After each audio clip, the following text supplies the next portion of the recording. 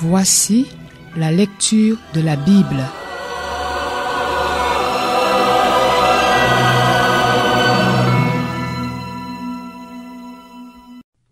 Romains, chapitre 6. Que dirons-nous donc?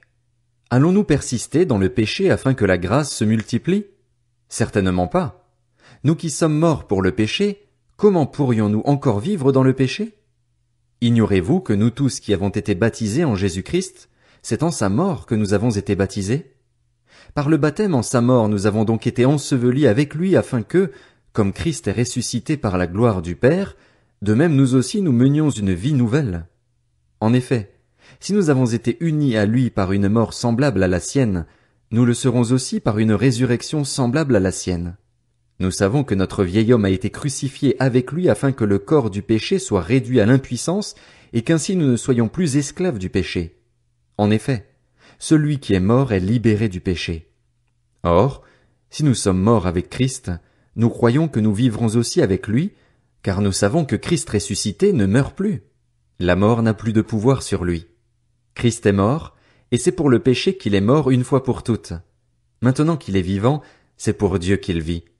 De la même manière, vous aussi, considérez-vous comme morts pour le péché et comme vivants pour Dieu en Jésus-Christ notre Seigneur. Que le péché ne règne donc plus dans votre corps mortel pour vous soumettre à lui par ses désirs. Ne mettez plus vos membres au service du péché comme des instruments de l'injustice, mais au contraire, livrez-vous vous-même à Dieu comme des morts revenus à la vie, et mettez vos membres à son service comme des instruments de la justice.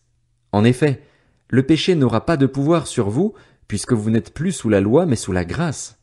Quoi donc? Allons-nous pécher parce que nous ne sommes pas sous la loi mais sous la grâce?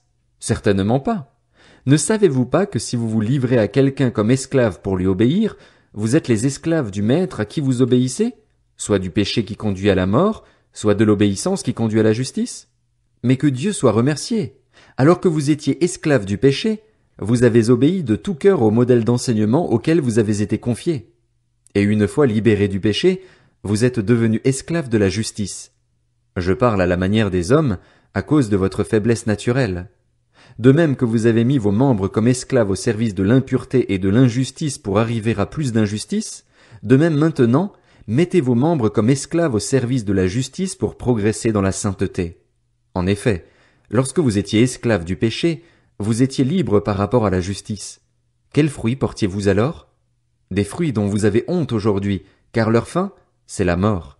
Mais maintenant que vous avez été libérés du péché et que vous êtes devenus esclaves de Dieu, vous avez pour fruit la progression dans la sainteté et pour fin la vie éternelle. En effet, le salaire du péché, c'est la mort, mais le don gratuit de Dieu, c'est la vie éternelle en Jésus-Christ notre Seigneur.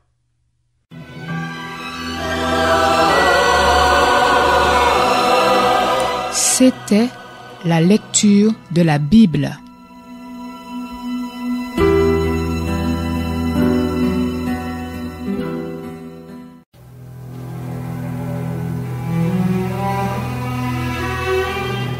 Voici la lecture de la Bible.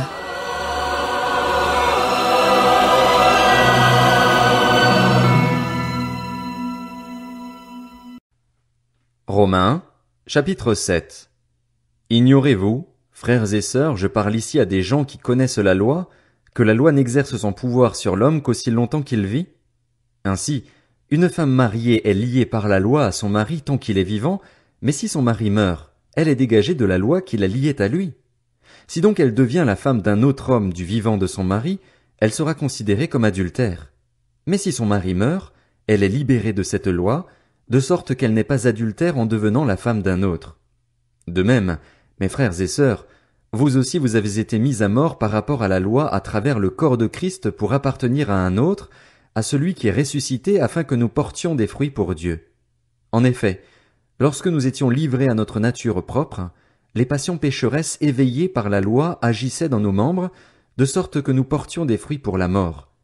Mais maintenant nous avons été libérés de la loi, car nous sommes morts à ce qui nous retenait prisonniers, de sorte que nous servons sous le régime nouveau de l'esprit et non sous le régime périmé de la loi écrite. Que dirons-nous donc? La loi est-elle péché? Certainement pas. Mais je n'ai connu le péché que par l'intermédiaire de la loi. En effet, je n'aurais pas su ce qu'est la convoitise si la loi n'avait pas dit tu ne convoiteras pas. Saisissant l'occasion offerte par ce commandement, le péché a produit en moi toutes sortes de désirs. En effet, sans loi, le péché est mort. Pour ma part, sans la loi, je vivais autrefois. Mais quand le commandement est venu, le péché a repris vie et moi, je suis mort. Il s'est trouvé que le commandement qui devait conduire à la vie m'a conduit à la mort. En effet, le péché, saisissant l'occasion offerte par le commandement, m'a trompé et par lui m'a donné la mort. Ainsi donc, la loi est sainte, et le commandement est saint, juste et bon. Ce qui est bon est-il donc devenu synonyme de mort pour moi? Certainement pas. Au contraire, c'est la faute du péché. Il s'est manifesté comme péché en me donnant la mort par ce qui est bon, et ainsi, par l'intermédiaire du commandement, il montre son caractère extrêmement mauvais. Nous savons, en effet, que la loi est spirituelle. Mais moi, je suis marqué par ma nature, vendu au péché. Je ne comprends pas ce que je fais. Je ne fais pas ce que je veux et je fais ce que je déteste. Or, si je fais ce que je ne veux pas, je reconnais par là que la loi est bonne. En réalité, ce n'est plus moi qui agis ainsi, mais le péché qui habite en moi. En effet, je sais que le bien n'habite pas en moi, c'est-à-dire dans ma nature propre. J'ai la volonté de faire le bien, mais je ne parviens pas à l'accomplir. En effet, je ne fais pas le bien que je veux, mais je fais au contraire le mal que je ne veux pas. Or, si je fais ce que je ne veux pas, ce n'est plus moi qui le fais, mais le péché qui habite en moi. Je découvre donc cette loi, alors que je veux faire le bien, c'est le mal qui est à ma portée. En effet, je prends plaisir à la loi de Dieu, dans mon être intérieur, mais je constate qu'il y a dans mes membres une autre loi. Elle lutte contre la loi de mon intelligence et me rend prisonnier de la loi du péché qui est dans mes membres. Malheureux être humain que je suis! Qui me délivrera de ce corps de mort? J'en remercie Dieu. C'est possible par Jésus-Christ notre Seigneur. Ainsi donc, par mon intelligence, je suis esclave de la loi de Dieu, mais par ma nature propre, je suis esclave de la loi du péché.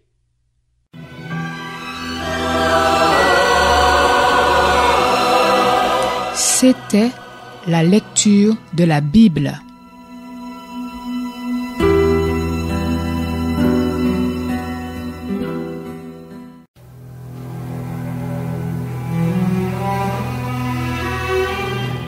Voici la lecture de la Bible.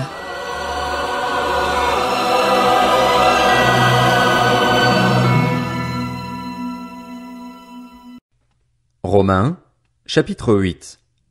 Il n'y a donc maintenant aucune condamnation pour ceux qui sont en Jésus-Christ, qui ne vivent pas conformément à leur nature propre mais conformément à l'Esprit.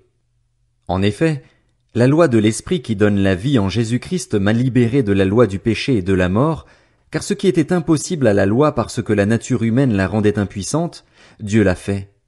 Il a condamné le péché dans la nature humaine en envoyant à cause du péché son propre Fils dans une nature semblable à celle de l'homme pécheur. Ainsi, la justice réclamée par la loi est accomplie en nous qui vivons non conformément à notre nature propre mais conformément à l'Esprit. En effet, ceux qui se conforment à leur nature propre se préoccupent des réalités de la nature humaine, tandis que ceux qui se conforment à l'Esprit sont préoccupés par ce qui est de l'Esprit. De fait, la nature humaine tend vers la mort, tandis que l'Esprit tend vers la vie et la paix. En effet, la nature humaine tend à la révolte contre Dieu parce qu'elle ne se soumet pas à la loi de Dieu et qu'elle n'en est même pas capable. Or, ceux qui sont animés par leur nature propre ne peuvent pas plaire à Dieu.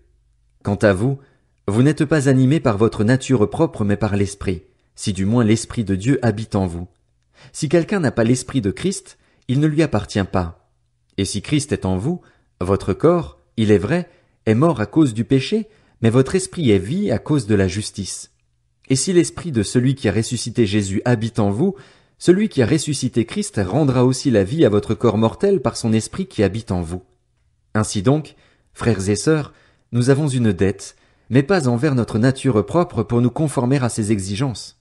Si vous vivez en vous conformant à votre nature propre, vous allez mourir, mais si par l'Esprit vous faites mourir les manières d'agir du corps, vous vivrez. En effet, tous ceux qui sont conduits par l'Esprit de Dieu sont fils de Dieu. Et vous n'avez pas reçu un esprit d'esclavage pour être encore dans la crainte, mais vous avez reçu un esprit d'adoption par lequel nous crions « Abba, Père ». L'Esprit lui-même rend témoignage à notre esprit que nous sommes enfants de Dieu. Or, si nous sommes enfants, nous sommes aussi héritiers. héritiers de Dieu et co-héritiers de Christ, si toutefois nous souffrons avec lui afin de prendre aussi part à sa gloire. J'estime que les souffrances du moment présent ne sont pas dignes d'être comparées à la gloire qui va être révélée pour nous. De fait, la création attend avec un ardent désir la révélation des fils de Dieu. En effet, la création a été soumise à l'inconsistance, non de son propre gré, mais à cause de celui qui l'y a soumise. Toutefois, elle a l'espérance d'être elle aussi libérée de l'esclavage de la corruption pour prendre part à la glorieuse liberté des enfants de Dieu. Or nous savons que, jusqu'à maintenant, la création tout entière soupire et souffre les douleurs de l'accouchement. Et ce n'est pas elle seule qui soupire, mais nous aussi, qui avons pourtant dans l'esprit un avant-goût de cet avenir, nous soupirons en nous-mêmes en attendant l'adoption, la libération de notre corps. En effet, c'est en espérance que nous avons été sauvés. Or l'espérance qu'on voit n'est plus de l'espérance. Ce que l'on voit, peut-on l'espérer encore? Mais si nous espérons ce que nous ne voyons pas, nous l'attendons avec persévérance. De même l'Esprit aussi nous vient en aide dans notre faiblesse. En effet, nous ne savons pas ce qu'il convient de demander dans nos prières, mais l'Esprit lui-même intercède pour nous par des soupirs que les mots ne peuvent exprimer. Et Dieu qui examine les cœurs sait quelle est la pensée de l'Esprit, parce que c'est en accord avec lui qu'il intercède en faveur des saints. Du reste, nous savons que tout contribue au bien de ceux qui aiment Dieu, de ceux qui sont appelés conformément à son plan. En effet, ceux qu'il a connus d'avance, il les a aussi prédestinés à devenir conformes à l'image de son Fils, afin que celui-ci soit le premier-né d'un grand nombre de frères. Ceux qu'il a prédestinés, il les a aussi appelés. Ceux qu'il a appelés, il les a aussi déclarés justes, et ceux qu'il a déclarés justes, il leur a aussi accordé la gloire. Que dirons-nous donc de plus? Si Dieu est pour nous, qui sera contre nous? Lui qui n'a pas épargné son propre Fils mais l'a donné pour nous tous, comment ne nous accorderait-il pas aussi tout avec lui? Qui accusera ceux que Dieu a choisis? C'est Dieu qui les déclare justes. Qui les condamnera? Jésus-Christ est mort, bien plus, il est ressuscité, il est à la droite de Dieu et il intercède pour nous. Qui nous séparera de l'amour de Christ? Serait-ce la détresse, l'angoisse, la persécution, la faim, le dénuement, le danger ou l'épée? De fait, il est écrit, c'est à cause de toi qu'on nous met à mort à longueur de journée, qu'on nous considère comme des brebis destinées à la boucherie. Au contraire, dans tout cela nous sommes plus que vainqueurs grâce à celui qui nous a aimés. En effet, j'ai l'assurance que ni la mort ni la vie, ni les anges ni les dominations, ni le présent ni l'avenir, ni les puissances, ni la hauteur, ni la profondeur, ni aucune autre créature ne pourra nous séparer de l'amour de Dieu manifesté en Jésus-Christ notre Seigneur.